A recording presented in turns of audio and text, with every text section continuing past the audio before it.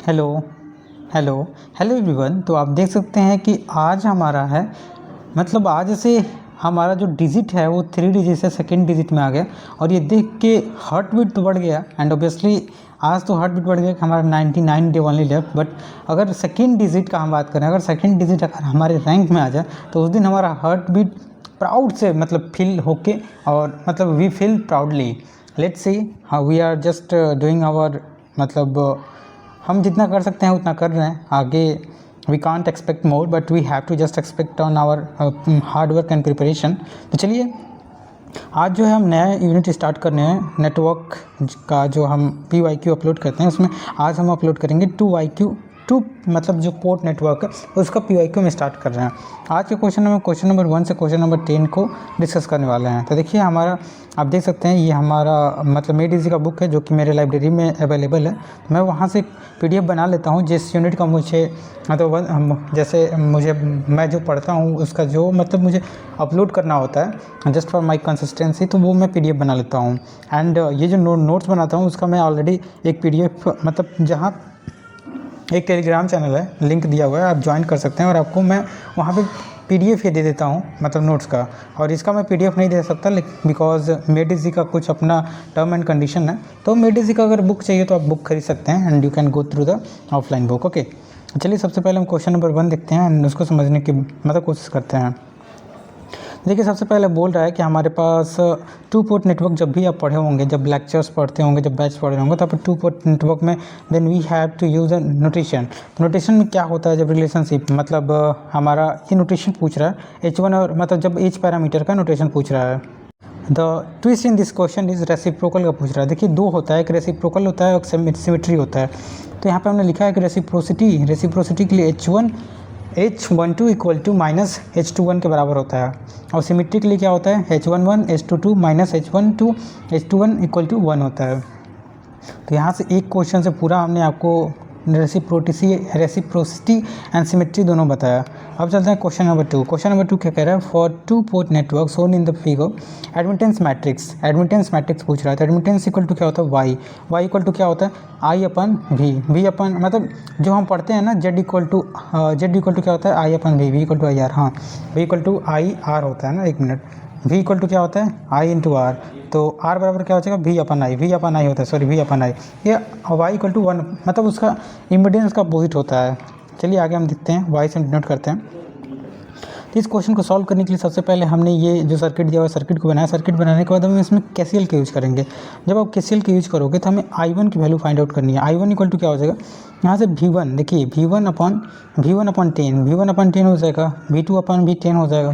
देखिए यहाँ से हम KCL लगाएंगे तो I1 बराबर क्या हो जाएगा V1, यहाँ पे हमारा V1 है ना, एक मिनट, जब भी आप KCL सीखे होंगे तो यहाँ V1 है ना, यहाँ पे V1, तो यहाँ से V1/10 हो जाएगा। V1 माइनस इधर V2 है, V1 माइनस V2/10, यहाँ से एक रिलेशन आएगा।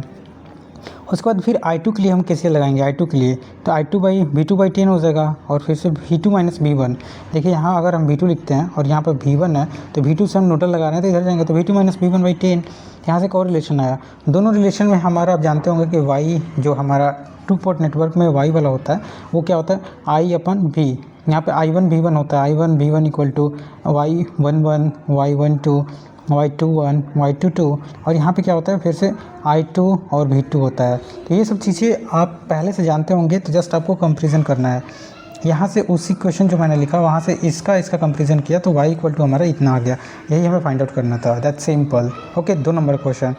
आगे चलते हैं क्वेश्चन नंबर 3। क्वेश्चन नंबर 3 कह रहा है कि हमारे पास एक 2 पोर्ट जो डिवाइस है defined by the following pair I1 बराबर दिया हुआ है, I2 बराबर दिया हुआ है। जब I1 I2 का जब रिलेशन दिया हुआ है तो हमें जस्ट क्या करना है, बहुत ईजी क्वेश्चन है।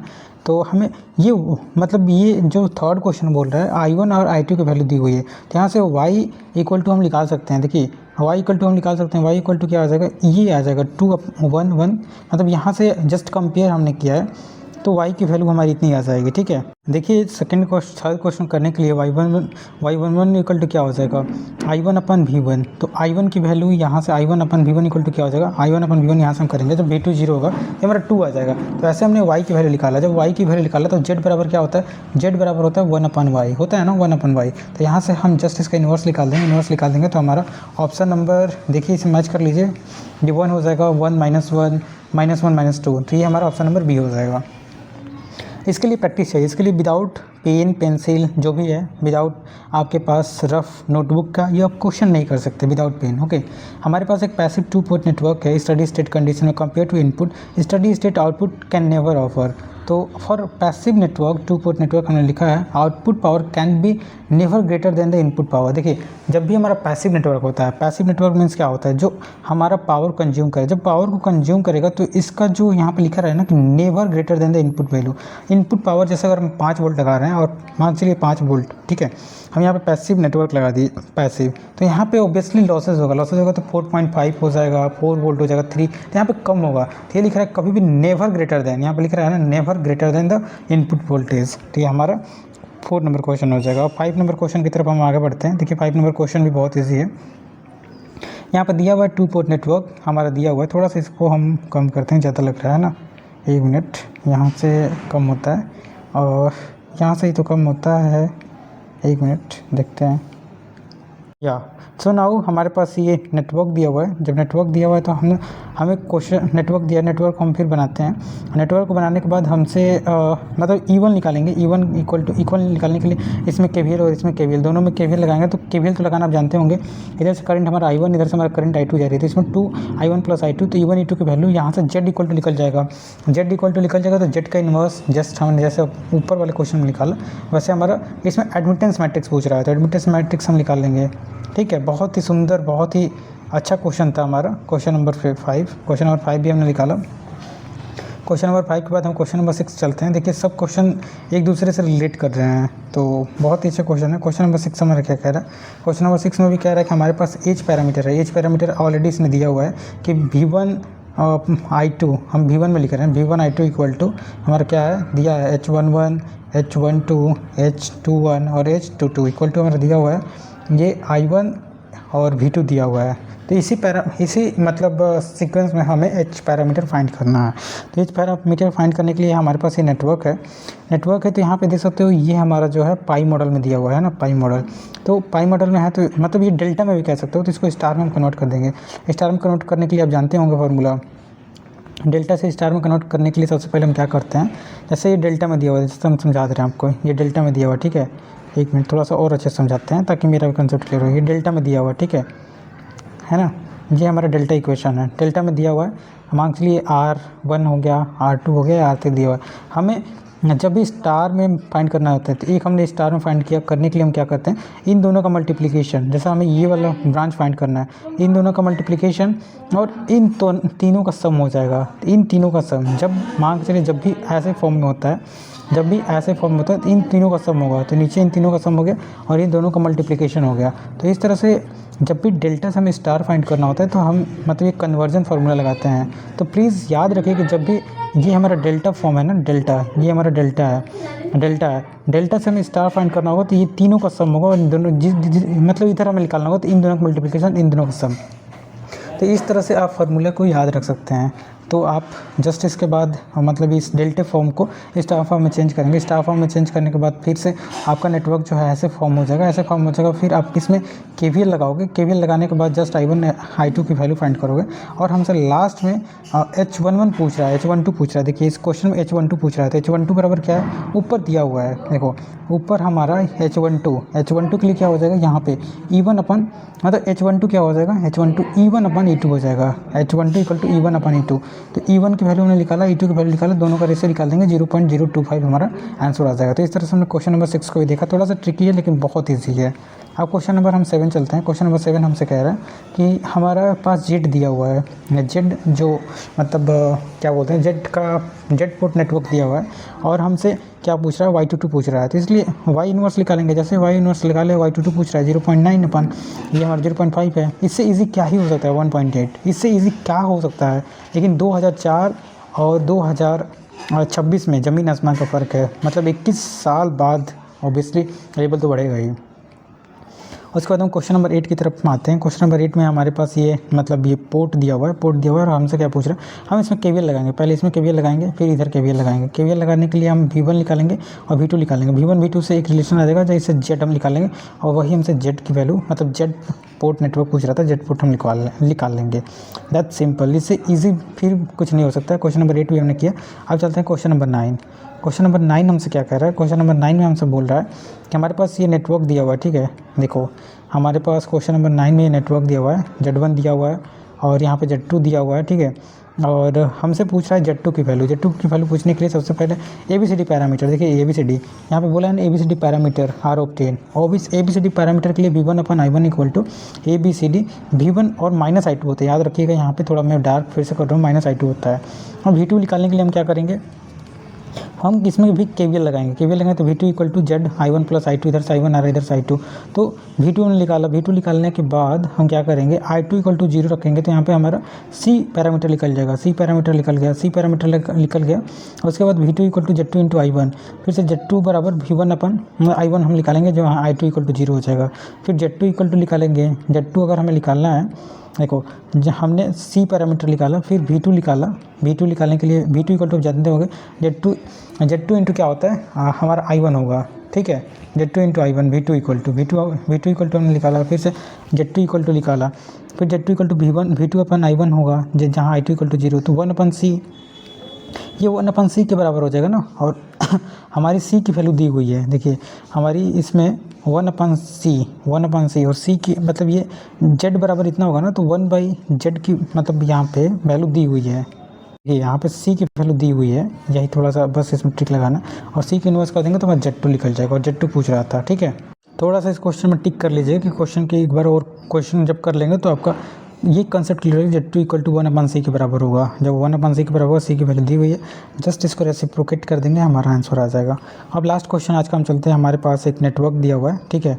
हमारे पास ये नेटवर्क दिया हुआ है, थोड़ा सा जूम कर लेते हैं। तो हमारे पास ये नेटवर्क दिया हुआ है, जहाँ R1 है, यहाँ R0 है, यहाँ पे AV1 है, यहाँ पे हमारा V1 है, यहाँ पे हम मान लेंगे कि VI मतलब V हम मान लेंगे, यहाँ पे V0 मान लेंगे, ठीक है।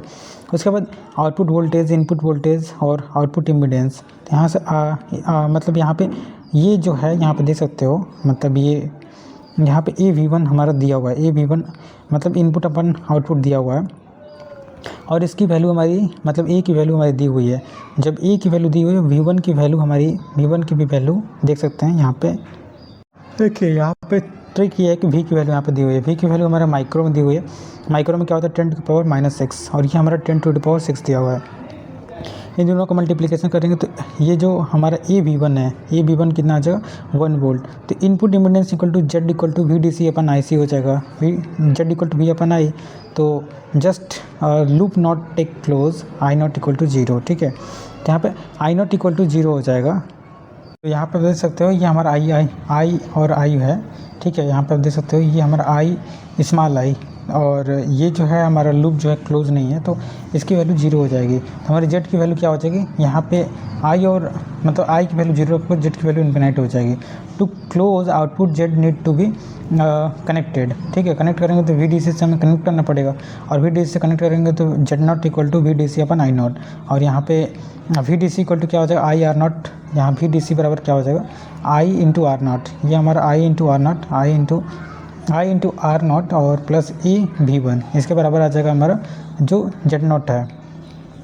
Z0 हमारा मतलब ये V0 है ना, यहाँ पे V0 हमने माना है, तो यहाँ से Z0 बराबर इतना आ जाएगा। जब इतना आ जाएगा तो जस्ट हम क्या करेंगे, VI की वैल्यू हम 0 रखेंगे। जब VI की वैल्यू हम 0 रखेंगे तो ये हमारा क्या हो जाएगा, कनेक्ट हो जाएगा। और यहाँ पे VI है ना, यही हमें फाइंड करना है, VI, और यहाँ पे R0 है, यहाँ पे V0 हमने माना है। तो Z0 इक्वल टू क्या हो जाएगा, I0 इंटू इसकी वैल्यू हमारी 10 दी हुई है, देखिए हमने ऑलरेडी लिखा है ना, R0 की value I0 into R0, A into V1।